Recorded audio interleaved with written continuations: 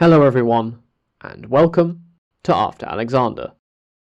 Looking Ahead Episode 2, Seleucid Stability Scores.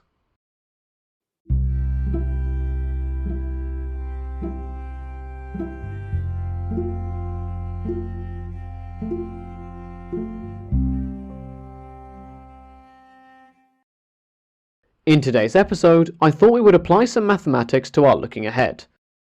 We're going to be examining how successful and stable the Seleucid dynasty up to now really was. How does that work? Well, there's two metrics.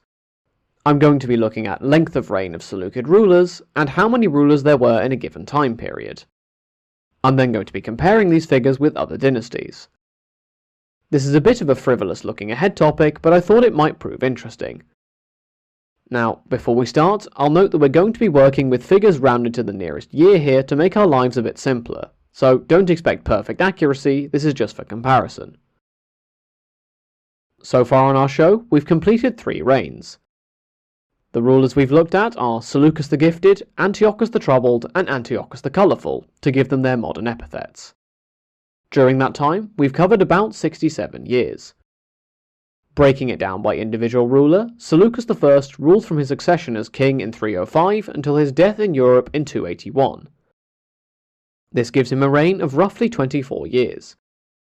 His son Antiochus I then took over as sole ruler in 281 and died in 261, after having about 19 years on the throne. Finally, Antiochus II died one way or another approximately after a decade and a half in charge. How do our rulers compare to those of other countries?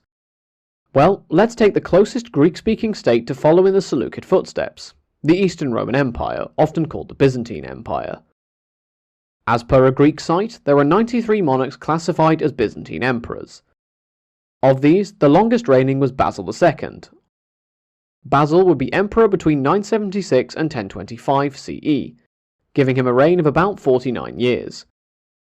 Now, you could extend this further, as he was made co-emperor with his father Romanos II in 960, which would extend his reign to 65 years. Incidentally, this would mean that his younger brother Constantine VIII would have a reign of about 66 years, as he was crowned co-emperor in 962 and outlived Basil until 1028. However, I didn't count the co-rule of Antiochus I with his father, so I'll do the same for Basil. Now, who can we compare for the British Isles and France? In Britain, the longest reigning monarch was Elizabeth II, who ruled from the 6th of February 1952 until the 8th of September 2022. That gives us a figure which rounds nicely to 70 years. That's 3.5 times as long as Antiochus I, and almost triple the reign of Seleucus I. Very impressive. However, she wins second place in the contest of who had the longest reign we can verify, just behind France's Louis XIV. His reign lasted 72 years and 110 days. He was born in 1638 and was king from 1643 to 1715, although he didn't take full power until 1661. This leaves the question, how stable have the Seleucids been so far? We've had 3 rulers in 67 years and will end up with 4 complete reigns by 226 BCE, meaning 4 reigns in 87 years, or an average of 20.175 years per king. How does this compare to others? Well, let's look at the first dynasty of the Roman Empire, the Julio-Claudians. Augustus became emperor in 27 BCE, and the dynasty ended with Nero in 68. Their successor dynasty, the Flavians, lasted from 69 to 96, and the Nerva Antonines from 96 to 192. If we crunch the numbers, the average reign length for each emperor was 19, 9, and 16 years respectively. That means the Seleucids are so far doing better than all 3 of the first Roman dynasties. If we look ahead to the Komnenian dynasty of the Eastern Roman Empire, they had 5 emperors: Alexios I, John II, Manuel I, Alexios II, and Andronicus I. These 5 rulers came in the period between 1081 and 1185 CE. That's 5 emperors in 104 years, or an average reign of about 20.08 years per sovereign.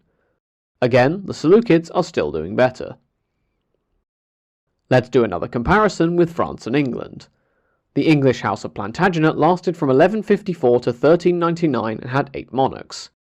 Using these years and this number of kings, the average rule here was 30.625 years per monarch using those numbers. Over in France, the direct House of Capet ruled over France from 987 to 1328, or about 341 years if we just use the start and end years. From Hugh Capet to Charles IV, there were 15 French monarchs who held sole power. Therefore, the average is 22.73 years, or slightly better than the Seleucids. A final comparison I'm going to make today is the Burgundians, descending from John II of France. Between 1363 and 1482, there were 5 Burgundian monarchs. This leaves an average of 24.8 years per monarch. In summary then, the Seleucid dynasty, in the form of its first 4 monarchs, had longer average reigns than the Julio-Claudians, Flavians, Nerva-Antonines, and Comnenian dynasty. However, they had shorter average reigns than the Plantagenet dynasty of England, the direct Capetians in France, and the House of Valois-Burgundy. On the whole, not too bad. That's it for today's episode. As always, thank you for listening. For any questions, comments, or topic suggestions for future Tangent episodes, feel free to get in touch with the show's email address. Until next time, have a great week, everyone.